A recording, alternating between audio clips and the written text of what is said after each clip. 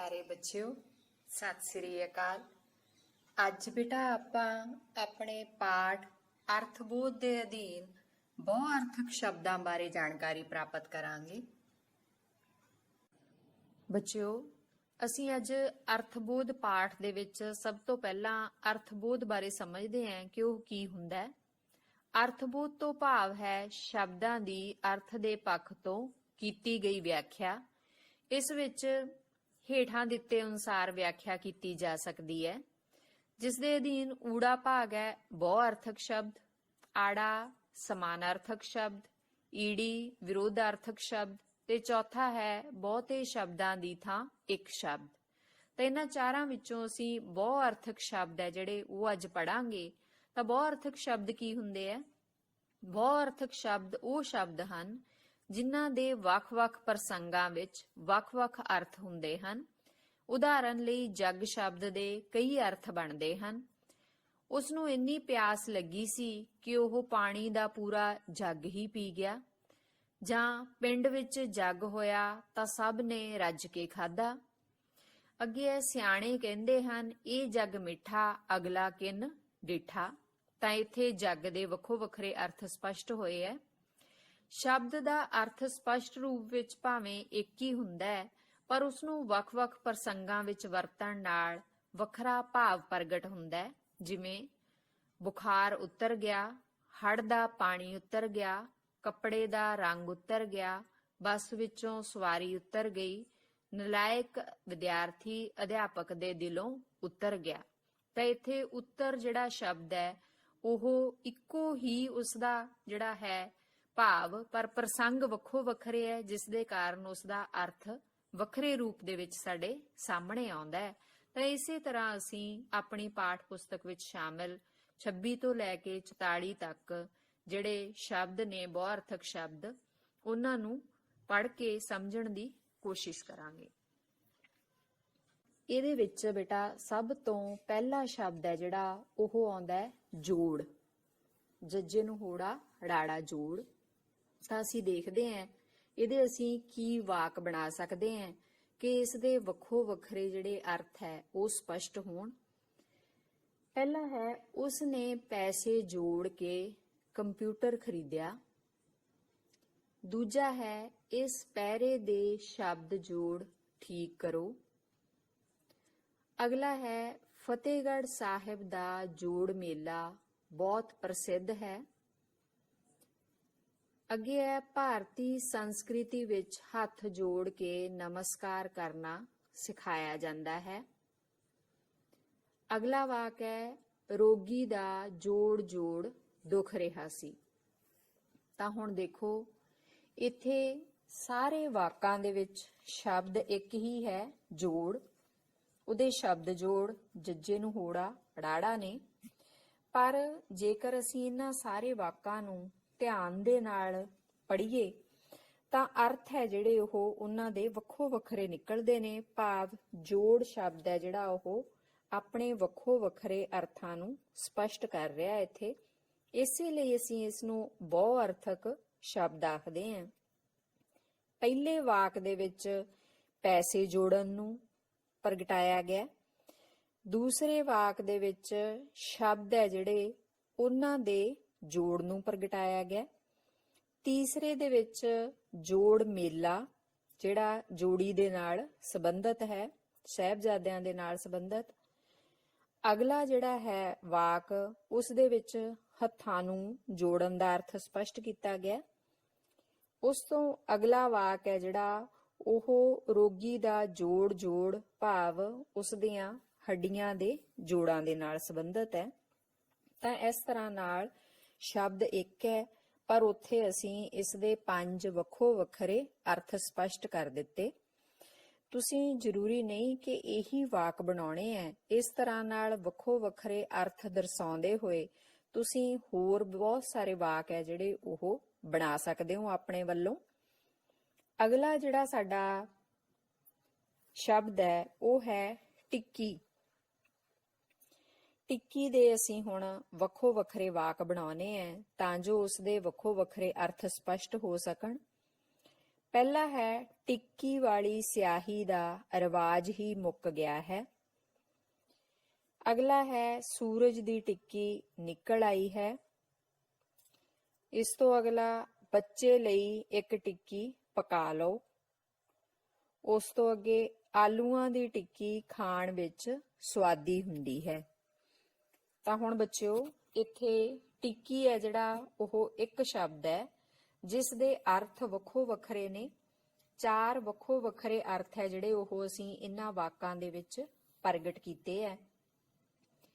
ਪਹਿਲੇ ਵਾਕ ਦੇ ਵਿੱਚ ਸਿਆਹੀ ਦੀ ਟਿੱਕੀ ਦੀ ਗੱਲ ਹੋਈ ਹੈ। ਦੂਸਰੇ ਵਿੱਚ ਅਸੀਂ ਸੂਰਜ ਨੂੰ ਇੱਕ ਟਿੱਕੀ ਦੇ ਰੂਪ ਦੇ ਵਿੱਚ ਪ੍ਰਗਟਾਇਆ। ਉਸ ਤੋਂ ਅੱਗੇ ਬੱਚੇ ਲਈ ਇੱਕ ਟਿੱਕੀ ਪਕਾਉਣ ਦੀ ਗੱਲ ਕੀਤੀ ਹੈ, ਖਾਣ ਵਾਲੀ ਟਿੱਕੀ। ਤੇ ਚੌਥਾ ਵਾਕ ਹੈ ਜਿਹੜਾ ਉਸ ਦੇ ਵਿੱਚ ਆਲੂ ਦੀ ਟਿੱਕੀ ਦੀ ਗੱਲ ਹੋਈ ਹੈ। ਤਾਂ ਇਸ ਤਰ੍ਹਾਂ ਨਾਲ ਇਹ ਟਿੱਕੀ ਸ਼ਬਦ ਹੈ ਜਿਹੜਾ ਉਹ ਇੱਕ ਹੈ ਪਰ ਉਸ ਦੇ ਅਰਥ ਵੱਖੋ ਵੱਖਰੇ ਨੇ। ਉਸ ਤੋਂ ਅਗਲਾ ਵਾਕ ਹੈ ਬੇਟਾ ਉਹ ਹੈ ਡੰਡੀ। ਹੁਣ ਡੰਡੀ ਸ਼ਬਦ ਦੇ ਬਹੁਤੇ ਅਰਥਾਂ ਨੂੰ ਪ੍ਰਗਟਾਉਂਦੇ ਵਾਕ ਹੈ ਜਿਹੜੇ ਉਹ ਅਸੀਂ ਦੇਖਾਂਗੇ ਕਿ ਕਿਹੜੇ-ਕਿਹੜੇ ਹੋ ਸਕਦੇ ਆ। ਇਹ ਡੰਡੀ ਸਿੱਧੀ ਮੇਰੇ ਪਿੰਡ ਨੂੰ ਜਾਂਦੀ ਹੈ। ਅਗਲਾ ਹੈ ਤੱਕੜੀ ਦੀ ਡੰਡੀ ਤੋਂ ਉਂਗਲ ਪਰੇ ਕਰ ਲਓ। ਉਸ ਤੋਂ ਅੱਗੇ ਘੀਏ ਦੀ ਡੰਡੀ ਤੋਂ ਪਤਾ ਲੱਗਦਾ ਹੈ ਕਿ ਇਹ ਤਾਜੀ ਹੈ ਜਾਂ ਬਾਸੀ। ਅਗਲਾ ਵਾਕ ਹੈ ਔਰਤ ਨੇ ਕੰਨ ਵਿੱਚ ਸੋਨੇ ਦੀ ਡੰਡੀ ਪਾਈ ਹੋਈ ਹੈ। ਤਾਂ ਇਹ 4 ਵਾਕ ਨੇ ਵੱਖੋ ਵੱਖਰੇ ਜਿਹੜੇ ਕਿ ਡੰਡੀ ਸ਼ਬਦ ਦੀ ਵੱਖੋ ਵੱਖਰੀ ਵਰਤੋਂ ਅਸੀਂ ਉਹਨਾਂ ਵਾਕਾਂ ਦੇ ਵਿੱਚ ਦੇਖਦੇ ਹਾਂ, ਵੱਖੋ ਵੱਖਰੀ ਵਰਤੋਂ ਨੂੰ ਪ੍ਰਗਟਾਉਂਦੇ ਹੈ। ਤਾਂ ਬੱਚਿਓ ਪਹਿਲਾ ਵਾਕ ਹੈ ਜਿਹੜਾ ਉਹਦੇ ਵਿੱਚ ਡੰਡੀ ਇੱਕ ਰਾਹ ਦੀ ਗੱਲ ਕੀਤੀ ਹੋਈ ਹੈ ਜਿਹੜਾ ਪੈਦਲ ਚੱਲਣ ਦੇ ਨਾਲ ਬਣ ਜਾਂਦਾ ਹੈ। ਦੂਸਰੇ ਵਾਕ ਦੇ ਵਿੱਚ ਤੱਕੜੀ ਦੀ ਡੰਡੀ ਦੀ ਗੱਲ ਹੋਈ ਹੈ। ਤੀਸਰੇ ਦੇ ਵਿੱਚ ਘੀਏ ਦੀ ਡੰਡੀ ਦੀ ਗੱਲ ਹੋਈ ਹੈ ਤੇ ਚੌਥੇ ਵਾਕ ਦੇ ਵਿੱਚ ਡੰਡੀ ਹੈ ਜਿਹੜੀ ਉਹ ਇੱਕ ਗਹਿਣਾ ਹੈ।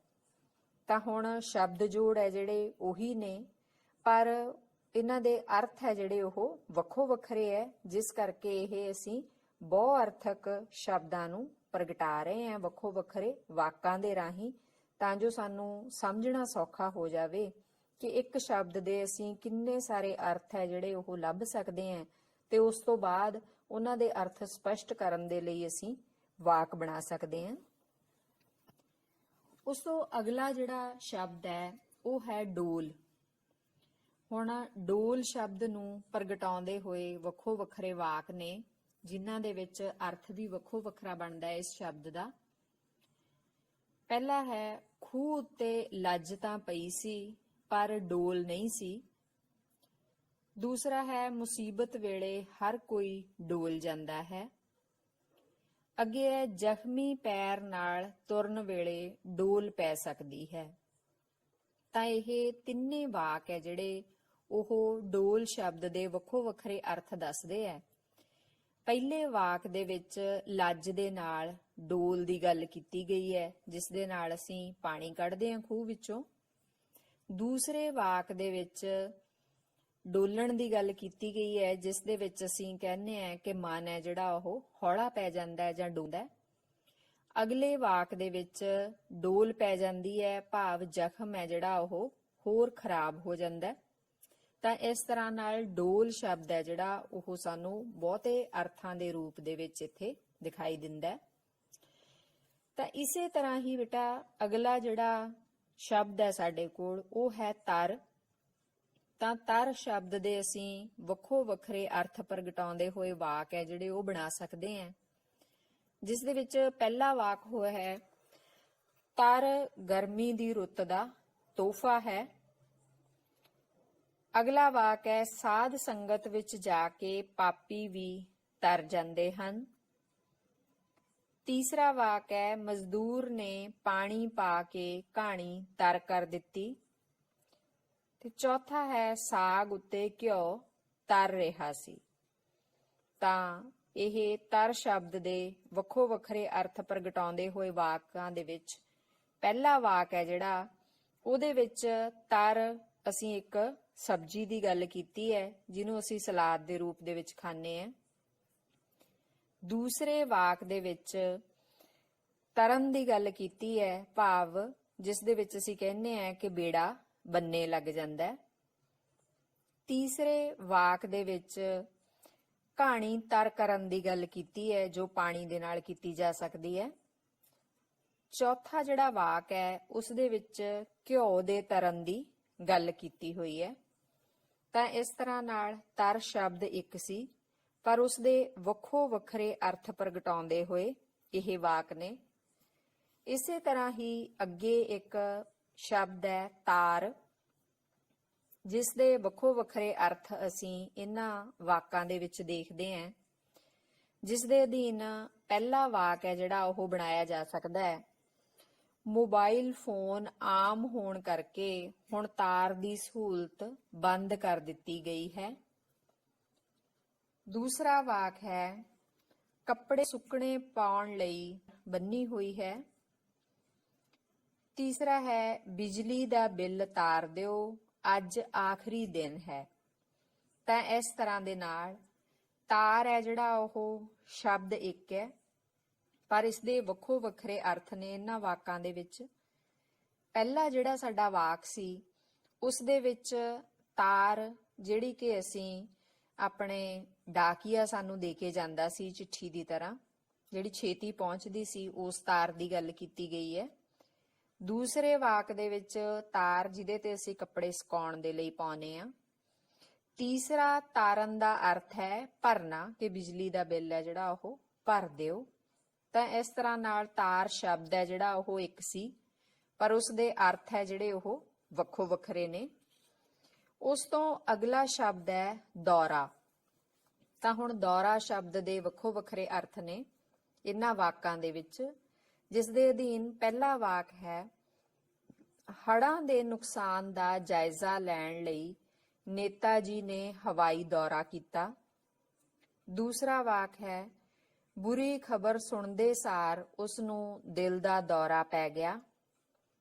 ਤੀਸਰਾ ਵਾਕ ਹੈ ਲਲਾਰੀ ਕੱਪੜੇ ਰੰਗਣ ਲਈ ਪਹਿਲਾਂ ਦੌਰਾ ਵਰਤਦੇ ਸਨ। ਤਾਂ ਇਹ ਦੌਰਾ ਸ਼ਬਦ ਹੈ ਜਿਹੜਾ ਵੱਖੋ ਵੱਖਰੇ ਵਾਕਾਂ ਦੇ ਵਿੱਚ ਆਪਣੇ ਵੱਖੋ ਵੱਖਰੇ ਅਰਥ ਲੈ ਕੇ ਆਇਆ ਹੈ, ਜਿਸ ਦੇ ਅਧੀਨ ਪਹਿਲਾ ਜਿਹੜਾ ਵਾਕ ਹੈ ਉਹਦੇ ਵਿੱਚ ਦੌਰਾ ਕਰਨ ਦਾ ਅਰਥ ਹੈ ਕਿ ਸਾਰੇ ਜਾ ਕੇ ਜਾਇਜ਼ਾ ਲੈਣਾ ਜਾਂ ਗੇੜਾ ਮਾਰਨਾ, ਗੇੜਾ ਮਾਰ ਕੇ ਸਾਰਾ ਦੇਖਣਾ।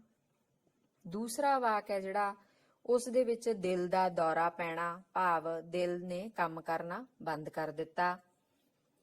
ਤੀਸਰਾ ਹੈ ਜਿਹੜਾ ਉਹ ਲਲਾਰੀ ਕੱਪੜੇ ਰੰਗਣ ਦੇ ਲਈ ਜਿਸ ਦੀ ਪਹਿਲਾਂ ਵਰਤੋਂ ਕਰਦੇ ਸੀ, ਇਹ ਉਹ ਦੌਰਾ ਹੈ। ਭਾਵ ਤਿੰਨਾਂ ਵਾਕਾਂ ਦੇ ਵਿੱਚ ਦੌਰਾ ਹੈ ਜਿਹੜਾ ਉਹ ਇੱਕ ਸ਼ਬਦ ਹੁੰਦਾ ਹੋਇਆ ਆਪਣੇ ਵੱਖੋ ਵੱਖਰੇ ਅਰਥ ਹੈ ਜਿਹੜੇ ਉਹ ਸਾਨੂੰ ਦਿਖਾ ਰਿਹਾ ਹੈ। ਇਸੇ ਤਰ੍ਹਾਂ ਬੇਟਾ ਅਗਲਾ ਜਿਹੜਾ ਸ਼ਬਦ ਹੈ ਉਹ ਹੈ ਧਾਰ। ਤਾਂ ਅਸੀਂ ਦੇਖਦੇ ਹਾਂ ਕਿ ਧਾਰ ਦੇ ਕਿਹੜੇ-ਕਿਹੜੇ ਵੱਖੋ ਵੱਖਰੇ ਅਰਥ ਪ੍ਰਗਟਾਉਂਦੇ ਨੇ ਵਾਕ, ਜਿਸ ਦੇ ਵਿੱਚ ਪਹਿਲਾ ਵਾਕ ਹੈ ਉਹ ਰੋਜ਼ ਸਵੇਰੇ ਮੱਝਾਂ ਦੀ ਧਾਰ ਆਪ ਕੱਢਦਾ ਹੈ। ਅਗਲਾ ਵਾਕ ਹੈ ਗੁਰੂ ਨਾਨਕ ਦੇਵ ਜੀ ਨੇ ਅਵਤਾਰ ਧਾਰ ਕੇ ਲੋਕਾਂ ਨੂੰ ਸਿੱਧੇ ਰਾਹ ਪਾਇਆ। ਉਸ ਤੋਂ ਅੱਗੇ ਸਿਮਰਤ ਨੇ ਪੂਰੀ ਮਿਹਨਤ ਕਰਨ ਦੀ ਧਾਰ ਲਈ ਹੈ। ਅੱਗੇ ਹੈ ਸਾਡੇ ਨਲਕੇ ਦੇ ਪਾਣੀ ਦੀ ਧਾਰ ਬਹੁਤ ਪਤਲੀ ਹੈ। ਤੇ ਪੰਜਵਾਂ ਵਾਕ ਹੈ ਚਾਕੂ ਦੀ ਧਾਰ ਬਹੁਤ ਤੇਜ਼ ਹੈ। ਤਾਂ ਇਹਦੇ ਵਿੱਚ ਅਸੀਂ ਦੇਖਦੇ ਹਾਂ ਕਿ ਪਹਿਲਾ ਵਾਕ ਹੈ ਜਿਹੜਾ ਉਹਦੇ ਵਿੱਚ ਧਾਰ ਸ਼ਬਦ ਹੈ ਜਿਹੜਾ ਪਸ਼ੂਆਂ ਦੀ ਅਸੀਂ ਧਾਰ ਕੱਢਦੇ ਹਾਂ, ਦੁੱਧ ਚੋਨੇ ਹਾਂ, ਉਹ ਪ੍ਰਗਟਾਉਂਦਾ ਹੈ। ਦੂਸਰੇ ਵਾਕ ਦੇ ਵਿੱਚ ਅਵਤਾਰ ਧਾਰਨਾ, ਭਾਵ ਅਵਤਾਰ ਲੈ ਕੇ ਧਰਤੀ ਦੇ ਉੱਤੇ ਆਉਣਾ। ਤੀਸਰੇ ਵਾਕ ਦੇ ਵਿੱਚ ਧਾਰਨ ਦਾ ਅਰਥ ਹੈ ਕਿ ਮਨ ਦੇ ਵਿੱਚ ਨਿਸ਼ਚਾ ਕਰ ਲੈਣਾ। ਅਗਲੇ ਵਾਕ ਦੇ ਵਿੱਚ ਪਾਣੀ ਦੀ ਧਾਰ, ਭਾਵ ਪਾਣੀ ਦਾ ਵਹਾਅ। ਪੰਜਵਾਂ ਜਿਹੜਾ ਵਾਕ ਹੈ ਉਸ ਦੇ ਵਿੱਚ ਚਾਕੂ ਦੀ ਧਾਰ, ਭਾਵ ਚਾਕੂ ਹੈ ਜਿਹੜਾ ਉਹ ਕਿੰਨਾ ਤਿੱਖਾ ਹੈ। ਤਾਂ ਇਸ ਤਰ੍ਹਾਂ ਨਾਲ ਧਾਰ ਹੈ ਜਿਹੜਾ ਉਹ ਇੱਕ ਸ਼ਬਦ ਸੀ, ਜਿਸ ਦੇ ਵੱਖੋ ਵੱਖਰੇ ਅਸੀਂ ਪੰਜ ਅਰਥ ਹੈ ਜਿਹੜੇ ਉਹ ਇੱਥੇ ਦੇਖੇ ਹੈ। ਅਗਲਾ ਸ਼ਬਦ ਹੈ ਪੱਕਾ। ਤਾਂ ਪੱਕਾ ਸ਼ਬਦ ਦੇ ਵੱਖੋ ਵੱਖਰੇ ਅਰਥ ਕੀ ਹੋ ਸਕਦੇ ਹੈ? ਇਹਨਾਂ ਵਾਕਾਂ ਦੇ ਵਿੱਚ ਅਸੀਂ ਦੇਖਦੇ ਹਾਂ, ਅਮਰੂਦ ਪੱਕਾ ਹੈ। ਇੱਟਾਂ ਅਤੇ ਸੀਮੈਂਟ ਦਾ ਬਣਿਆ ਮਕਾਨ ਪੱਕਾ ਹੁੰਦਾ ਹੈ। ਉਹ ਮੇਰਾ ਪੱਕਾ ਮਿੱਤਰ ਹੈ। ਉਸ ਦਾ ਪੱਕਾ ਪਤਾ ਲਿਖ ਦਿਓ। ਇਸ ਕੱਪੜੇ ਦਾ ਰੰਗ ਪੱਕਾ ਹੈ। ਸਰਦਾਰ ਭਗਤ ਸਿੰਘ ਇਰਾਦੇ ਦਾ ਬੜਾ ਪੱਕਾ ਸੀ। ਤਾਂ ਇਹ 6 ਵੱਖੋ ਵੱਖਰੇ ਅਰਥਾਂ ਦੇ ਰੂਪ ਦੇ ਵਿੱਚ ਸਾਡੇ ਕੋਲ ਪੱਕਾ ਸ਼ਬਦ ਹੈ, ਜਿਹਦੇ ਵਿੱਚ ਅਸੀਂ ਦੇਖਦੇ ਹਾਂ ਕਿ ਪਹਿਲੇ ਵਾਕ ਦੇ ਵਿੱਚ ਪੱਕਾ ਦਾ ਅਰਥ ਹੈ ਕਿ ਜਿਸ ਦੇ ਵਿੱਚ ਫਲ ਹੈ ਜਿਹੜਾ ਉਹ ਕੱਚਾ ਨਹੀਂ ਹੁੰਦਾ, ਪੱਕਾ ਹੁੰਦਾ। ਦੂਸਰੇ ਦੇ ਵਿੱਚ ਪੱਕਾ ਮਕਾਨ, ਭਾਵ ਜਿਹੜਾ ਕਿ ਸਿਰਫ ਮਿੱਟੀ ਦਾ ਬਣਿਆ ਹੋਇਆ, ਕੱਚਾ ਨਹੀਂ ਹੈ, ਪੱਕਾ ਹੈ। ਤੀਸਰੇ ਵਾਕ ਦੇ ਵਿੱਚ ਪੱਕਾ ਮਿੱਤਰ ਹੈ, ਭਾਵ ਕਿ ਗੂੜੀ ਦੋਸਤੀ ਹੈ। ਚੌਥਾ ਵਾਕ ਹੈ ਜਿਹੜਾ ਉਹ ਪੱਕਾ ਪਤਾ, ਯਾਨੀ ਕਿ ਜਿਹੜਾ ਪੱਕਾ ਸਾਡਾ ਘਰ ਦਾ ਪਤਾ, ਜਾਂ ਜਿਹਨੂੰ ਅਸੀਂ ਅੰਗਰੇਜ਼ੀ 'ਚ ਐਡਰੈਸ ਕਹਿੰਦੇ ਆ, ਇਹ ਉਹ ਪਤਾ ਹੈ। ਪੰਜਵਾਂ ਵਾਕ ਹੈ ਜਿਹੜਾ ਉਸ ਦੇ ਵਿੱਚ ਰੰਗ ਦੀ ਪਕਾਈ ਦੀ ਗੱਲ ਕੀਤੀ ਹੈ ਕਿ ਰੰਗ ਉਤਰਦਾ ਨਹੀਂ। ਛੇਵੇਂ ਵਾਕ ਦੇ ਵਿੱਚ ਸਰਦਾਰ ਭਗਤ ਸਿੰਘ ਦੇ ਇਰਾਦੇ ਦੀ ਗੱਲ ਕੀਤੀ ਹੈ ਕਿ ਉਸ ਦਾ ਇਰਾਦਾ ਹੈ ਜਿਹੜਾ ਉਹ ਪੱਕਾ ਸੀ। ਤਾਂ ਇਸ ਤਰ੍ਹਾਂ ਬੱਚਿਓ ਇਹ ਪੱਕਾ ਸ਼ਬਦ ਹੈ ਜਿਹੜਾ ਉਹ ਵੱਖੋ ਵੱਖਰੇ ਅਰਥਾਂ ਦੇ ਰੂਪ ਦੇ ਵਿੱਚ ਸਾਡੇ ਕੋਲ ਹੈ ਕਿ ਅਸੀਂ ਇੱਕ ਸ਼ਬਦ ਦੇ ਵੱਖੋ ਵੱਖਰੇ ਅਰਥ ਦਰਸਾਉਂਦੇ ਹੋਏ ਕਿੰਨੇ ਵਾਕ ਬਣਾ ਸਕਦੇ ਹਾਂ। ਉਸ ਤੋਂ ਅਗਲਾ ਸ਼ਬਦ ਹੈ ਜਿਹੜਾ ਉਹ ਹੈ ਫੁੱਟ। ਹੁਣ ਫੁੱਟ ਦੇ ਵੱਖੋ ਵੱਖਰੇ ਅਰਥ ਅਸੀਂ ਦੇਖਦੇ ਹਾਂ ਇਹਨਾਂ ਵਾਕਾਂ ਦੇ ਵਿੱਚ। ਪਹਿਲਾ ਵਾਕ ਹੈ, ਰਜਿੰਦਰ ਦਾ ਕੱਦ 5 ਫੁੱਟ 7 ਇੰਚ ਹੈ। ਅਗਲਾ ਵਾਕ, ਫੁੱਟ, ਕੱਕੜੀ ਅਤੇ ਖਰਬੂਜਾ ਇੱਕ ਹੀ ਭਾਂਤ ਦੇ ਫਲ ਹਨ। ਅਗਲਾ ਵਾਕ ਹੈ, ਕਪਾਹ ਦੇ ਫੁੱਟ ਅਤੇ ਦਹੀਂ ਦੇ ਫੁੱਟ ਚਿੱਟੇ ਰੰਗ ਦੀਆਂ ਚੰਗੀਆਂ ਉਦਾਹਰਨਾਂ ਹਨ। ਅੱਗੇ ਹੈ, ਰਾਜਿਆਂ ਦੀ ਫੁੱਟ ਕਾਰਨ ਭਾਰਤ ਨੂੰ ਗੁਲਾਮ ਹੋਣਾ ਪਿਆ। ਉਸ ਤੋਂ ਬਾਅਦ ਹੈ, ਧੀ ਨੂੰ ਵਿਦਾ ਕਰਕੇ ਪਿਤਾ ਫੁੱਟ ਫੁੱਟ ਕੇ ਰੋਇਆ। ਤਾਂ ਇਹ ਫੁੱਟ ਸ਼ਬਦ ਹੈ ਜਿਹੜਾ ਉਹ 5 ਵੱਖੋ ਵੱਖਰੇ ਅਰਥਾਂ ਦੇ ਰੂਪ ਦੇ ਵਿੱਚ ਸਾਡੇ ਕੋਲ ਹੈ, ਜਿਸ ਦੇ ਵਿੱਚ ਪਹਿਲਾ ਵਾਕ ਹੈ ਜਿਹੜਾ ਉਹਦੇ ਵਿੱਚ ਮਿਣਤੀ ਦੱਸੀ ਗਈ ਹੈ ਕਿ 5 ਫੁੱਟ ਤੇ 7 ਇੰਚ। ਦੂਸਰਾ ਵਾਕ ਹੈ ਜਿਹੜਾ ਉਹ ਫਲ ਫੁੱਟ ਦੀ ਗੱਲ ਕੀਤੀ ਹੋਈ ਹੈ, ਜਿਹੜਾ ਕਿ ਖੱਖੜੀ ਤੇ ਖਰਬੂਜੇ ਵਰਗਾ ਹੈ। ਤੀਸਰਾ ਜਿਹੜਾ ਫੁੱਟ ਹੈ ਉਹ ਕਪਾਹ ਦਾ ਫੁੱਟ ਤੇ ਦਹੀਂ ਦਾ ਫੁੱਟ, ਕਪਾਹ ਦਾ ਫੁੱਲ ਭਾਵ ਤੇ ਦਹੀਂ ਹੈ ਜਿਹੜੀ ਉਸ ਦੀ ਗੱਲ ਹੈ। ਚੌਥਾ ਵਾਕ ਹੈ ਜਿਹੜਾ ਉਹ ਰਾਜਿਆਂ ਦੀ ਫੁੱਟ, ਭਾਵ ਇੱਕ ਦੂਸਰੇ ਨਾਲ ਮਿਲਵਰਤਨ ਨਾ ਹੋਣਾ। ਅਗਲਾ ਵਾਕ ਹੈ ਜਿਹੜਾ ਉਹ ਫੁੱਟ ਫੁੱਟ ਕੇ ਰੋਣਾ, ਭਾਵ ਸਭ ਦੇ ਸਾਹਮਣੇ ਜਾਂ ਉੱਚੀ ਰੋਣਾ, ਉਹਨੂੰ ਅਸੀਂ ਕਹਿੰਦੇ ਆ ਫੁੱਟ ਫੁੱਟ ਕੇ ਰੋਣਾ। ਤਾਂ ਇਸ ਤਰ੍ਹਾਂ ਬੱਚਿਓ ਇੱਕ ਸ਼ਬਦ ਹੈ ਫੁੱਟ, ਜਿਸ ਦੇ ਇਹ 5 ਵੱਖੋ ਵੱਖਰੇ ਅਰਥ ਹੈ ਤੇ ਉਹਨਾਂ ਅਰਥਾਂ ਨੂੰ ਪ੍ਰਗਟਾਉਂਦੇ ਹੋਏ ਇਹ ਵਾਕ ਹੈ। ਉਸ ਤੋਂ ਅਗਲਾ ਜਿਹੜਾ ਸ਼ਬਦ ਹੈ ਉਹ ਹੈ ਫੁੱਲ। ਤਾਂ ਫੁੱਲ ਸ਼ਬਦ ਦੇ ਕਿਹੜੇ ਵੱਖੋ ਵੱਖਰੇ ਅਰਥ ਹੋ ਸਕਦੇ ਹੈ, ਇਹਨਾਂ ਵਾਕਾਂ ਦੇ ਵਿੱਚ ਅਸੀਂ ਦੇਖਦੇ ਹਾਂ। ਪਹਿਲਾ ਹੈ, ਚੰਡੀਗੜ੍ਹ ਦੀਆਂ ਸੜਕਾਂ ਕਿਨਾਰੇ ਵੰਨ ਸੁਵੰਨੇ ਫੁੱਲ ਬੂਟੇ ਹਨ। ਅੱਗੇ ਹੈ, ਸੋਹਣ ਆਪਣੇ ਦਾਦਾ ਜੀ ਦੇ ਫੁੱਲ ਹਰਿਦੁਆਰ ਪਾ ਕੇ ਆਇਆ। ਅਗਲਾ ਵਾਕ ਹੈ, ਲੰਮੀ ਦੌੜ ਤੋਂ ਬਾਅਦ ਐਥਲੀਟ ਦਾ ਸਾਹ ਫੁੱਲ ਗਿਆ। ਤੇ ਚੌਥਾ ਵਾਕ ਹੈ, ਆਪਣੇ ਵੀਰ ਨਾਲ ਦੁੱਖ ਸੁੱਖ ਦੀਆਂ ਗੱਲਾਂ ਕਰਕੇ ਭੈਣ ਦਾ ਮਨ ਹੌਲਾ ਫੁੱਲ ਹੋ ਗਿਆ। ਤਾਂ ਬੱਚਿਓ ਇਹ 4 ਵਾਕ ਫੁੱਲ ਸ਼ਬਦ ਦੇ ਵੱਖੋ ਵੱਖਰੇ ਅਰਥ ਪ੍ਰਗਟਾਉਂਦੇ, ਜਿਸ ਦੇ ਅਧੀਨ ਅਸੀਂ ਦੇਖਦੇ ਹਾਂ ਪਹਿਲੇ ਵਾਕ ਦੇ ਵਿੱਚ ਫੁੱਲ ਬੂਟੇ, ਉਸ ਫੁੱਲ ਦੀ ਗੱਲ ਕੀਤੀ ਹੈ। ਦੂਸਰੇ ਵਾਕ ਦੇ ਵਿੱਚ ਜਿਹੜੀਆਂ ਅਸਥੀਆਂ ਨੇ ਉਸ ਫੁੱਲਾਂ, ਉਹਨਾਂ ਫੁੱਲਾਂ ਦੀ ਗੱਲ ਕੀਤੀ ਹੈ ਜਿਹੜੀਆਂ ਕਿ ਅਸੀਂ ਸਵਰਗਵਾਸ ਹੋਣ ਤੋਂ ਬਾਅਦ ਪਾ ਕੇ ਆਉਨੇ ਆ। ਤੀਸਰਾ ਜਿਹੜਾ ਵਾਕ ਹੈ ਉਸ ਦੇ ਵਿੱਚ ਸਾਹ ਦਾ ਫੁੱਲ ਜਾਣਾ, ਭਾਵ ਸਾਹ ਬਹੁਤ ਤੇਜ਼ੀ ਦੇ ਨਾਲ ਆਉਣਾ। ਚੌਥਾ ਜਿਹੜਾ ਵਾਕ ਹੈ ਉਸ ਦੇ ਵਿੱਚ ਮਨ ਹੌਲਾ ਫੁੱਲ ਹੋ ਜਾਣਾ, ਭਾਵ ਮਨ ਦਾ ਭਾਰ ਉਤਰ ਜਾਣਾ। ਤਾਂ ਇਸ ਤਰ੍ਹਾਂ ਨਾਲ ਫੁੱਲ ਸ਼ਬਦ ਹੈ ਜਿਹੜਾ ਉਹ ਇਹਨਾਂ 4 ਵੱਖੋ ਵੱਖਰੇ ਅਰਥਾਂ ਦੇ ਵਿੱਚ ਸਾਡੇ ਸਾਹਮਣੇ ਹੈ। ਅਗਲਾ ਜਿਹੜਾ ਸ਼ਬਦ ਹੈ ਉਹ ਹੈ ਬੋਲੀ। ਤਾਂ ਬੋਲੀ ਸ਼ਬਦ ਹੈ ਜਿਹੜਾ ਉਹਦੇ ਵੱਖੋ ਵੱਖਰੇ ਅਰਥ ਅਸੀਂ ਦੇਖਦੇ ਹਾਂ ਇਹਨਾਂ ਵਾਕਾਂ ਦੇ ਵਿੱਚ। ਜਿਸ ਦੇ ਅਧੀਨ ਪਹਿਲਾ ਵਾਕ ਹੈ ਮੰਡੀ ਵਿੱਚ ਸਵੇਰੇ ਬੋਲੀ ਲੱਗਦੀ ਹੈ। ਅੱਗੇ ਹੈ ਪੰਜਾਬੀ ਸਾਡੀ ਮਾਂ ਬੋਲੀ ਹੈ। ਤੀਸਰਾ ਵਾਕ ਹੈ ਗਿੱਧੇ ਵਿੱਚ ਕੁੜੀਆਂ ਬੋਲੀ ਪਾ ਕੇ ਖੂਬ ਨੱਚੀਆਂ। ਉਸ ਤੋਂ ਅੱਗੇ ਹੈ ਝਗੜਾ ਹੋਣ ਪਿੱਛੋਂ ਬਲਦੀਪ ਨੇ ਕੁਲਦੀਪ ਨੂੰ ਬਹੁਤ ਬੁਲਾਇਆ ਪਰ ਉਹ ਇੱਕ ਵਾਰ ਵੀ ਨਾ ਬੋਲੀ। ਅਗਲਾ ਵਾਕ ਹੈ ਚੰਗਾ ਬੰਦਾ ਕਿਸੇ ਦੀ ਮਾੜੀ ਆਦਤ ਜਾਣਦੇ ਹੋਏ ਵੀ ਉਸ ਨੂੰ ਬੋਲੀ ਨਹੀਂ ਮਾਰਦਾ। ਤਾਂ ਇਸ ਤਰ੍ਹਾਂ ਨਾਲ ਬੋਲੀ ਸ਼ਬਦ ਦੇ ਅਸੀਂ ਇਹ 5 ਅਰਥ ਦੇਖੇ ਤੇ ਵਾਕ ਬਣਾਏ। ਤਾਂ ਇਹਦੇ ਵਿੱਚ ਅਸੀਂ ਦੇਖਦੇ ਹਾਂ ਕਿ ਪਹਿਲੇ ਵਾਕ ਦੇ ਵਿੱਚ ਬੋਲੀ ਲੱਗਦੀ ਹੈ, ਮੰਡੀ ਦੇ ਵਿੱਚ ਜਿਹੜੀਆਂ ਚੀਜ਼ਾਂ ਵੇਚਣ ਦੇ ਲਈ ਬੋਲੀ ਲੱਗਦੀ ਹੈ, ਇਹ ਉਹ ਬੋਲੀ ਹੈ। ਦੂਸਰੀ ਬੋਲੀ ਹੈ ਜਿਹੜੀ ਸਾਡੀ ਅਸੀਂ ਬੋਲਦੇ ਹਾਂ ਮਾਂ ਬੋਲੀ, ਪੰਜਾਬੀ ਦੀ ਗੱਲ ਕੀਤੀ ਹੈ। ਤੀਸਰਾ ਹੈ ਜਿਹੜੀਆਂ ਗਿੱਧੇ ਦੇ ਵਿੱਚ ਬੋਲੀਆਂ ਪਾਈਆਂ ਜਾਂਦੀਆਂ ਉਸ ਬੋਲੀ ਦੀ ਗੱਲ ਹੈ। ਚੌਥਾ ਹੈ ਜਿਹੜਾ ਉਹ ਬੋਲਣਾ, ਜਿਵੇਂ ਅਸੀਂ ਬੋਲਦੇ ਹਾਂ ਇੱਕ ਦੂਸਰੇ ਨਾਲ ਗੱਲਬਾਤ ਕਰਦੇ ਹਾਂ, ਉਹ ਬੋਲੀ ਹੈ। ਪੰਜਵਾਂ ਹੈ ਜਿਹੜਾ ਬੋਲੀ ਮਾਰਨੀ, ਭਾਵ ਕਿਸੇ ਨੂੰ ਮਿਹਣਾ ਮਾਰਨਾ ਜਾਂ ਤਾਨਾ ਦੇਣਾ, ਉਹ ਬੋਲੀ ਹੈ। ਤਾਂ ਇਸੇ ਤਰ੍ਹਾਂ ਬੱਚਿਓ ਅੱਗੇ ਜਿਹੜਾ ਸਾਡੇ ਕੋਲ ਸ਼ਬਦ ਹੈ ਉਹ ਹੈ ਭਰ। ਤਾਂ ਭਰ ਸ਼ਬਦ ਦੇ ਅਸੀਂ ਵੱਖੋ ਵੱਖਰੇ ਅਰਥ ਦਰਸਾਉਂਦੇ ਹੋਏ ਵਾਕ ਦੇਖਦੇ ਹਾਂ। ਜਿਸ ਦੇ ਅਧੀਨ ਪਹਿਲਾ ਵਾਕ ਹੈ ਅਨੇਕਾਂ ਦੇਸ਼ ਭਗਤ ਭਰ ਜਵਾਨੀ ਵਿੱਚ ਸ਼ਹੀਦ ਹੋ ਗਏ।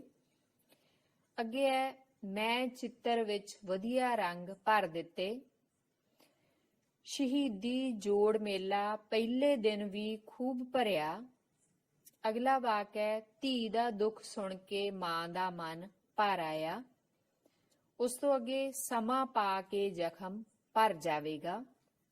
ਤਾਂ ਇਹ 5 ਵਾਕ ਸੀਗੇ ਜਿਹੜੇ ਭਰ ਸ਼ਬਦ ਦੇ ਵੱਖੋ ਵੱਖਰੇ ਅਰਥ ਦਰਸਾਉਂਦੇ ਹੈ। ਤਾਂ ਇਹਨਾਂ ਵਾਕਾਂ ਦੇ ਵਿੱਚ ਅਸੀਂ ਦੇਖਦੇ ਹਾਂ ਕਿ ਕੀ ਅਰਥ ਨੇ ਇਹ। ਪਹਿਲੇ ਵਾਕ ਦੇ ਵਿੱਚ ਹੈ ਭਰ ਜਵਾਨੀ, ਯਾਨੀ ਕਿ ਜਦੋਂ ਪੂਰਾ ਜਵਾਨ ਸੀ। ਦੂਸਰੇ ਵਿੱਚ ਹੈ ਰੰਗ ਭਰਨੇ, ਭਾਵ ਰੰਗ ਕਰ ਦੇਣੇ। ਤੀਸਰਾ ਜਿਹੜਾ ਵਾਕ ਹੈ ਉਸ ਦੇ ਵਿੱਚ ਮੇਲੇ ਦੇ ਭਰਨ ਦੀ ਗੱਲ, ਭਾਵ ਮੇਲੇ ਦੇ ਵਿੱਚ ਪੂਰੀ ਭੀੜ ਹੋਣ ਦੀ ਗੱਲ ਹੈ। ਚੌਥਾ ਹੈ ਜਿਹੜਾ ਉਹ ਮਨ ਭਰ ਆਉਣਾ, ਭਾਵ ਰੋਣਾ ਆ ਜਾਣਾ, ਬਹੁਤ ਦੁੱਖ ਹੋਣਾ। ਪੰਜਵਾਂ ਵਾਕ ਹੈ ਜਿਹੜਾ ਉਹ ਜ਼ਖਮ ਭਰਨ ਦੀ ਗੱਲ ਕੀਤੀ ਹੈ, ਭਾਵ ਜ਼ਖਮ ਹੈ ਜਿਹੜਾ ਉਹ ਠੀਕ ਹੋਣ ਦੀ ਗੱਲ ਕੀਤੀ ਹੈ। ਤਾਂ ਇਸ ਤਰ੍ਹਾਂ ਨਾਲ ਭਰ ਸ਼ਬਦ ਦੇ ਅਸੀਂ ਇੱਥੇ 5 ਵੱਖੋ ਵੱਖਰੇ ਅਰਥ ਇਹਨਾਂ ਵਾਕਾਂ ਦੇ ਵਿੱਚ ਦੇਖੇ ਹੈ। ਅਗਲਾ ਜਿਹੜਾ ਸ਼ਬਦ ਹੈ ਸਾਡੇ ਕੋਲ ਉਹ ਹੈ ਲੜ। ਤਾਂ ਅਸੀਂ ਲੜ ਸ਼ਬਦ ਦੇ ਵੱਖੋ ਵੱਖਰੇ ਅਰਥ ਦੇਖਦੇ ਹਾਂ ਇਹਨਾਂ ਵਾਕਾਂ ਦੇ ਵਿੱਚ। ਜਿਸ ਦੇ ਅਧੀਨ ਪਹਿਲਾ ਸਾਡਾ ਜਿਹੜਾ ਵਾਕ ਹੈ ਉਹ ਹੈ ਬੱਚੇ ਨਿੱਕੀ ਨਿੱਕੀ ਗੱਲ ਤੋਂ ਲੜ ਪੈਂਦੇ ਹਨ ਪਰ ਮਨ ਮਨਾਈ ਹੋਣ ਵਿੱਚ ਵੀ ਦੇਰ ਨਹੀਂ ਲੱਗਦੀ। ਅੱਗੇ ਉਸ ਦੇ ਭਰਿੰਡ ਲੜ ਗਈ ਹੈ। ਅਗਲਾ ਵਾਕ ਹੈ ਪਰਮਾਤਮਾ ਦੇ ਲੜ ਲੱਗੋ, ਉਹੀ ਤੁਹਾਡਾ ਸਾਥ ਦੇਵੇਗਾ, ਕਥਾ ਕਰ ਰਹੇ ਗਿਆਨੀ ਜੀ ਨੇ ਕਿਹਾ। ਉਸ ਤੋਂ ਬਾਅਦ ਹੈ ਪੱਗ ਦਾ ਲੜ ਛੋਟਾ ਰਹਿ ਗਿਆ ਹੈ। ਤਾਂ ਇਹ ਲੜ ਸ਼ਬਦ ਹੈ ਜਿਹੜਾ ਉਹ ਕੀ ਅਰਥ ਦਰਸਾਉਂਦਾ ਹੈ। ਤਾਂ ਪਹਿਲੇ ਵਾਕ ਦੇ ਵਿੱਚ ਲੜ ਭਾਵ ਲੜਾਈ ਹੈ। ਦੂਸਰੇ ਦੇ ਵਿੱਚ ਭਰਿੰਡ ਲੜ ਜਾਣੀ, ਭਾਵ ਭਰਿੰਡ ਨੇ ਡੰਗ ਮਾਰਨਾ। ਤੀਸਰੇ ਦੇ ਵਿੱਚ ਪਰਮਾਤਮਾ ਦਾ ਲੜ ਲੱਗਣ ਦੀ ਗੱਲ, ਭਾਵ ਪਰਮਾਤਮਾ ਦੇ ਉੱਤੇ ਭਰੋਸਾ ਕਰਨ ਦੀ ਗੱਲ ਕੀਤੀ ਗਈ ਹੈ। ਤੇ ਚੌਥੇ ਦੇ ਵਿੱਚ ਪੱਗ ਦਾ ਲੜ ਛੋਟਾ ਰਹਿਣ ਦੀ, ਭਾਵ ਪੱਗ ਦਾ ਇੱਕ ਸਿਰਾ ਹੈ ਜਿਹੜਾ ਉਹ ਛੋਟਾ ਰਹਿ ਗਿਆ, ਉਸ ਦੀ ਗੱਲ ਕੀਤੀ ਗਈ ਹੈ। ਤਾਂ ਇਸ ਤਰ੍ਹਾਂ ਨਾਲ ਇਹ ਸ਼ਬਦ ਹੈ ਜਿਹੜਾ ਉਹ ਵੱਖੋ ਵੱਖਰੇ ਅਰਥ ਲੈ ਕੇ ਆਇਆ ਹੈ। ਉਸ ਤੋਂ ਅਗਲਾ ਜਿਹੜਾ ਸਾਡੇ ਕੋਲ ਸ਼ਬਦ ਹੈ ਉਹ ਹੈ ਲਾਵਾਂ। ਤਾਂ ਇਹਦੇ ਵੱਖੋ ਵੱਖਰੇ ਅਰਥ ਦਰਸਾਉਂਦੇ ਵਾਕ ਦੇਖਦੇ ਹਾਂ ਅਸੀਂ। ਪਹਿਲਾ ਹੈ ਵਿਆਹ ਵਾਲੇ ਜੋੜੇ ਨੇ ਲਾਵਾਂ ਲਈਆਂ। ਅੱਗੇ ਹੈ ਤੱਕੜੀ ਦੀਆਂ ਲਾਵਾਂ ਟੁੱਟ ਗਈਆਂ ਹਨ, ਇਸ ਕਰਕੇ ਇਸ ਨਾਲ ਤੋਲਿਆ ਨਹੀਂ ਜਾ ਸਕਦਾ। ਉਸ ਤੋਂ ਅੱਗੇ ਹੈ ਹੂੜੇ ਤੇ ਕਨੌੜੇ ਵਾਂਗ ਲਾਵਾਂ ਵੀ ਅੱਖਰ ਦੇ ਉੱਤੇ ਲੱਗਦੀਆਂ ਹਨ। ਤਾਂ ਇਹ 3 ਵੱਖੋ ਵੱਖਰੇ ਅਰਥ ਦਰਸਾਉਂਦੇ ਹੋਏ ਲਾਵਾਂ ਸ਼ਬਦ ਹੈ ਜਿਹੜੇ ਉਹਨਾਂ ਨੂੰ ਪ੍ਰਗਟਾਇਆ ਹੈ। ਜਿਸ ਦੇ ਵਿੱਚ ਅਸੀਂ ਪਹਿਲਾ ਜਿਹੜਾ ਹੈ ਵਾਕ ਉਹਦੇ ਵਿੱਚ ਦੇਖਦੇ ਹਾਂ ਲਾਵਾਂ ਲੈਣੀਆਂ, ਭਾਵ ਆਸੇ ਪਾਸੇ ਜਿਹੜਾ ਚੱਕਰ ਕੱਟਣਾ ਹੈ ਉਹ ਚੀਜ਼ ਹੈ। ਦੂਸਰਾ ਹੈ ਤੱਕੜੀ ਦੀਆਂ ਲਾਵਾਂ, ਭਾਵ ਤੱਕੜੀ ਦੀਆਂ ਜਿਹੜਾ ਬੰਨਿਆ ਜਾਂਦਾ ਉਹਨੂੰ, ਉਹ ਲਾਵਾਂ ਨੇ। ਤੀਸਰਾ ਹੈ, ਅਸੀਂ ਦੇਖਦੇ ਆਂ ਇਹ ਮੁਹਾਰਨੀ ਦੇ ਵਿੱਚ ਲਾਵਾਂ ਜਿਹੜੀਆਂ ਅਸੀਂ ਅੱਖਰਾਂ ਦੇ ਉੱਤੇ ਲਾਉਨੇ ਆ, ਉਹਨਾਂ ਦੀ ਗੱਲ ਹੋਈ ਹੈ। ਤਾਂ ਅੱਗੇ ਬੱਚਿਓ ਅਗਲਾ ਜਿਹੜਾ ਸਾਡਾ ਸ਼ਬਦ ਹੈ ਉਹ ਹੈ ਵੱਟ। ਤਾਂ ਵੱਟ ਦੇ ਵੱਖੋ ਵੱਖਰੇ ਅਰਥ ਕੀ ਹੋ ਸਕਦੇ ਆ। ਥੋੜਾ ਜਿਹਾ ਮੀਂਹ ਪੈਣ ਤੋਂ ਬਾਅਦ ਵੱਟ ਹੋਰ ਵੀ ਵੱਧ ਗਿਆ ਹੈ। ਕਿਸਾਨ ਖੇਤ ਦੀ ਵੱਟ ਠੀਕ ਕਰ ਰਿਹਾ ਹੈ। ਉਹ ਰੱਸੀ ਨੂੰ ਵੱਟ ਦੇ ਰਿਹਾ ਹੈ। ਕੱਲ ਤੋਂ ਮੇਰੇ ਪੇਟ ਵਿੱਚ ਘੜੀ ਮੁੜੀ ਵੱਟ ਉੱਠ ਰਿਹਾ ਹੈ। ਸੂਟ ਵਿੱਚ ਵੱਟ ਪੈ ਗਏ ਹਨ, ਪ੍ਰੈਸ ਕਰ ਲਓ। ਕੁੜੀ ਨੇ ਭੱਦਾ ਮਖੌਲ ਕਰਨ ਵਾਲੇ ਮੁੰਡੇ ਨੂੰ ਵੱਟ ਕੇ ਚਪੇੜ ਮਾਰੀ। ਤਾਂ ਇਹਨਾਂ ਵਾਕਾਂ ਦੇ ਵਿੱਚ ਵੱਟ ਸ਼ਬਦ ਵਰਤਿਆ ਗਿਆ ਵੱਖੋ ਵੱਖਰੇ ਅਰਥਾਂ ਦੇ ਰੂਪ ਦੇ ਵਿੱਚ, ਜਿਸ ਦੇ ਵਿੱਚ ਪਹਿਲਾ ਜਿਹੜਾ ਸੀ ਸਾਡੇ ਕੋਲ ਵੱਟ, ਉਹ ਹੈ ਗਰਮੀ ਦੇ ਨਾਲ ਸੰਬੰਧਿਤ। ਦੂਸਰਾ ਖੇਤ ਦੀ ਵੱਟ। ਤੀਸਰਾ ਰੱਸੀ ਨੂੰ ਵੱਟ ਦੇਣੇ, ਵਟੇ ਦੇਣੇ। ਚੌਥਾ ਪੇਟ ਖਰਾਬ ਹੋਣ ਤੇ, ਪੇਟ ਦੇ ਵਿੱਚ ਜੋ ਸਾਨੂੰ ਮਹਿਸੂਸ ਹੁੰਦੀ ਹੈ ਉਸ ਨੂੰ, ਖਰਾਬੀ ਜਿਹੜੀ ਮਹਿਸੂਸ ਹੁੰਦੀ ਹੈ ਉਹਦੇ ਲਈ ਵਰਤਿਆ ਗਿਆ। ਅਗਲਾ ਸੂਟ ਦੇ ਵਿੱਚ ਵੱਟ ਪੈ ਜਾਣੇ, ਭਾਵ ਸੂਟ ਹੈ ਜਿਹੜਾ ਉਹ ਇਕੱਠਾ ਹੋ ਜਾਣਾ। ਤੇ ਉਸ ਤੋਂ ਬਾਅਦ ਵੱਟ ਕੇ ਚਪੇੜ ਮਾਰਨੀ, ਭਾਵ ਜ਼ੋਰ ਦੀ ਚਪੇੜ ਮਾਰਨੀ। ਤਾਂ ਬੱਚਿਓ ਉਸ ਤੋਂ ਬਾਅਦ ਅਗਲਾ ਜਿਹੜਾ ਸ਼ਬਦ ਹੈ ਸਾਡੇ ਕੋਲ ਉਹ ਹੈ ਵਾਹ। ਤਾਂ ਵਾਹ ਦੇ ਵੱਖੋ ਵੱਖਰੇ ਅਰਥ ਦਰਸਾਉਂਦੇ ਹੋਏ ਵਾਕ ਹੈ। ਪਹਿਲਾ ਹੈ ਖੇਤੀ ਸੰਬੰਧੀ ਕਦੇ ਇਹ ਅਖੌਤ ਬਹੁਤ ਪ੍ਰਸਿੱਧ ਰਹੀ ਹੈ ਕਿ ਦੱਬ ਕੇ ਵਾਹ ਅਤੇ ਰੱਜ ਕੇ ਖਾ। ਅੱਗੇ ਸਕੂਲ ਦਾ ਵਧੀਆ ਨਤੀਜਾ ਆਉਣ ਉੱਤੇ ਪਿੰਡ ਵਾਲੇ ਵਾਹ ਵਾਹ ਕਰ ਉੱਠੇ। ਤੀਸਰਾ ਹੈ ਘਰਦਿਆਂ ਨੇ ਮੁੰਡੇ ਨੂੰ ਨਸ਼ਿਆਂ ਤੋਂ ਰੋਕਣ ਲਈ ਪੂਰੀ ਵਾਹ ਲਾਈ, ਅੰਤ ਉਸ ਨੂੰ ਨਸ਼ਾ ਛਡਾਉਣ ਵਾਲੇ ਡਾਕਟਰ ਕੋਲ ਲੈ ਗਏ। ਚੌਥਾ ਹੈ ਵਾਲਾਂ ਨੂੰ ਤੇਲ ਲਾ ਕੇ ਵਾਹ ਲੈ। ਤਾਂ ਇਹਦੇ ਵਿੱਚ ਵਾਹ ਸ਼ਬਦ ਵੱਖੋ ਵੱਖਰੇ ਅਰਥਾਂ ਦੇ ਰੂਪ ਦੇ ਵਿੱਚ ਆਇਆ ਹੈ, ਜਿਸ ਦੇ ਅਧੀਨ ਜਿਹੜਾ ਪਹਿਲਾ ਸਾਡੇ ਕੋਲ ਸ਼ਬਦ ਹੈ ਉਹਦੇ ਵਿੱਚ ਵਾਹੁਣ ਦੀ ਗੱਲ ਕੀਤੀ ਹੋਈ ਹੈ, ਜਿਵੇਂ ਅਸੀਂ ਖੇਤ ਨੂੰ ਵਾਹੁੰਦੇ ਹਾਂ। ਦੂਸਰਾ ਹੈ ਜਿਹੜਾ ਵਾਹ ਵਾਹ ਕਰਨੀ, ਪ੍ਰਸ਼ੰਸਾ ਕਰਨੀ। ਤੀਸਰੇ ਦੇ ਵਿੱਚ ਵਾਹ ਲਾਉਣਾ, ਭਾਵ ਜ਼ੋਰ ਲਾਉਣਾ। ਤੇ ਚੌਥੇ ਦੇ ਵਿੱਚ ਵਾਹੁਣਾ, ਜਿਹੜੇ ਅਸੀਂ ਕੇਸ ਵਾਹੁੰਦੇ ਹਾਂ ਉਹ ਚੀਜ਼ ਹੈ ਇਹ। ਤਾਂ ਇਸ ਤਰ੍ਹਾਂ ਨਾਲ ਇਹਦੇ ਵੱਖੋ ਵੱਖਰੇ ਅਰਥ ਨੇ। ਅਗਲਾ ਸ਼ਬਦ ਸਾਡੇ ਕੋਲ ਵਾਰ ਹੈ। ਤਾਂ ਵਾਰ ਸ਼ਬਦ ਦੇ ਵੱਖੋ ਵੱਖਰੇ ਅਰਥ ਪ੍ਰਗਟਾਉਂਦੇ ਹੋਏ ਅਸੀਂ ਵਾਕ ਦੇਖਦੇ ਹਾਂ, ਜਿਸ ਦੇ ਅਧੀਨ ਪਹਿਲਾ ਵਾਕ ਹੈ ਅੱਜ ਕਿਹੜਾ ਵਾਰ ਹੈ। ਅਗਲਾ ਹੈ ਚੰਡੀ ਦੀ ਵਾਰ ਪੰਜਾਬੀ ਦੀਆਂ ਉੱਤਮ ਵਾਰਾਂ ਵਿੱਚੋਂ ਇੱਕ ਹੈ। ਤੀਸਰਾ ਹੈ ਭਾਰਤ ਦੀ ਟੀਮ ਨੇ ਕਬੱਡੀ ਦਾ ਵਿਸ਼ਵ ਕੱਪ ਕਈ ਵਾਰ ਜਿੱਤਿਆ ਹੈ। ਉਸ ਤੋਂ ਬਾਅਦ ਲੜਾਈ ਵਿੱਚ ਪਹਿਲਾ ਵਾਰ ਕਰਨ ਵਾਲੇ ਦਾ ਹੱਥ ਉੱਤੇ ਹੋ ਜਾਂਦਾ ਹੈ। ਤੇ ਪੰਜਵਾਂ ਹੈ ਮਾਂ ਨੇ ਆਪਣੀ ਨੂੰਹ ਪੁੱਤ ਦੇ ਸਿਰ ਤੋਂ ਪਾਣੀ ਵਾਰ ਕੇ ਪੀਤਾ। ਤਾਂ ਇੱਥੇ ਵਾਰ ਨੂੰ ਦਰਸਾਉਂਦੇ ਹੋਏ ਪੰਜ ਵੱਖੋ ਵੱਖਰੇ ਵਾਕ ਹੈ, ਜਿਨ੍ਹਾਂ ਦੇ ਵਿੱਚ ਵਾਰ ਦੇ ਜਿਹੜੇ ਅਰਥ ਨੇ ਉਹ ਵੀ ਵੱਖੋ ਵੱਖਰੇ ਹੈ। ਪਹਿਲੇ ਵਾਕ ਦੇ ਵਿੱਚ ਵਾਰ ਦਿਨਾਂ ਨਾਲ ਸੰਬੰਧਿਤ ਹੈ ਕਿ ਕਿਹੜਾ ਦਿਨ ਹੈ। ਦੂਸਰਾ ਚੰਡੀ ਦੀ ਵਾਰ ਅਸੀਂ ਇਹ ਇੱਕ ਕਵਿਤਾ ਰੂਪ ਦੇ ਵਿੱਚ ਪੜ੍ਹਦੇ ਹਾਂ। ਤੀਸਰਾ ਹੈ ਜਿਹੜਾ ਕਈ ਵਾਰ, ਭਾਵ ਵਾਰੋ ਵਾਰੀ, ਉਹ ਵਾਰ ਹੈ। ਚੌਥਾ ਹੈ ਵਾਰ ਕਰਨਾ, ਹਮਲਾ ਕਰਨਾ। ਤੇ ਪੰਜਵਾਂ ਹੈ ਜਿਹੜਾ ਉਹ ਸਿਰ ਤੋਂ ਪਾਣੀ ਵਾਰ ਕੇ ਪੀਣਾ, ਜਿਹੜੀ ਕਿ ਵਿਆਹ ਦੇ ਵਿੱਚ ਇੱਕ ਰਸਮ ਹੈ, ਉਸ ਵਾਰ ਦੀ ਗੱਲ ਕੀਤੀ ਗਈ ਹੈ। ਤਾਂ ਇਸ ਤਰ੍ਹਾਂ ਨਾਲ ਵਾਰ ਸ਼ਬਦ ਹੈ ਜਿਹੜਾ ਉਹਦੇ ਵੱਖੋ ਵੱਖਰੇ ਅਰਥ ਸਾਹਮਣੇ ਆਉਂਦੇ ਆ ਸਾਡੇ। ਉਸ ਤੋਂ ਬਾਅਦ ਬੇਟਾ ਅਖੀਰਲਾ ਸਾਡੇ ਕੋਲ ਸ਼ਬਦ ਹੈ ਉਹ ਹੈ ਵੇਲ। ਤਾਂ ਵੇਲ ਨੂੰ ਪ੍ਰਗਟਾਉਂਦੇ ਵੱਖੋ ਵੱਖਰੇ ਜਿਹੜੇ ਹੈ ਵਾਕ ਉਹ ਹੋ ਸਕਦੇ ਹੈ। ਇਹ ਵੇਲ ਤੋਰੀਆਂ ਦੀ ਹੈ। ਮਨਦੀਪ ਰੋਟੀ ਵੇਲ ਰਹੀ ਹੈ। ਗਵਈਏ ਨੇ ਪੈਸੇ ਲੈਣ ਵਾਲੇ ਦੇ ਨਾਂ ਦੀ ਵੇਲ ਕੀਤੀ।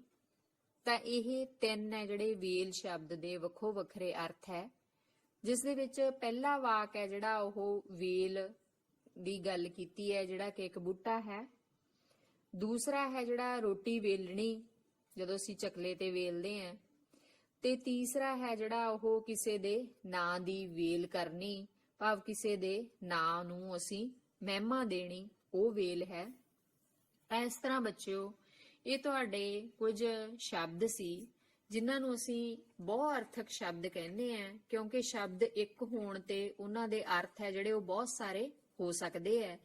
ਤਾਂ ਇਹ ਤੁਹਾਡੀ ਪਾਠ ਪੁਸਤਕ ਵਿੱਚ ਸ਼ਾਮਿਲ ਕੁਝ ਸ਼ਬਦ ਸੀਗੇ। ਇਹਨਾਂ ਤੋਂ ਇਲਾਵਾ ਹੋਰ ਬਹੁਤ ਸਾਰੇ ਬਹੁ ਅਰਥਕ ਸ਼ਬਦ ਹੈ ਜਿਹੜੇ ਉਹ ਹੁੰਦੇ ਹੈ, ਜਿਹੜੇ ਮੈਂ ਤੁਹਾਨੂੰ ਵਾਕ ਬਣਾ ਕੇ ਸਮਝਾਏ ਨੇ, ਪਰ ਤੁਸੀਂ ਆਪਣੇ ਵੱਲੋਂ ਹੋਰ ਵਾਕ ਬਣਾ ਸਕਦੇ ਹੋ ਤੇ ਬਣਾਉਣ ਦੀ ਕੋਸ਼ਿਸ਼ ਕਰਨੀ। ਧੰਨਵਾਦ।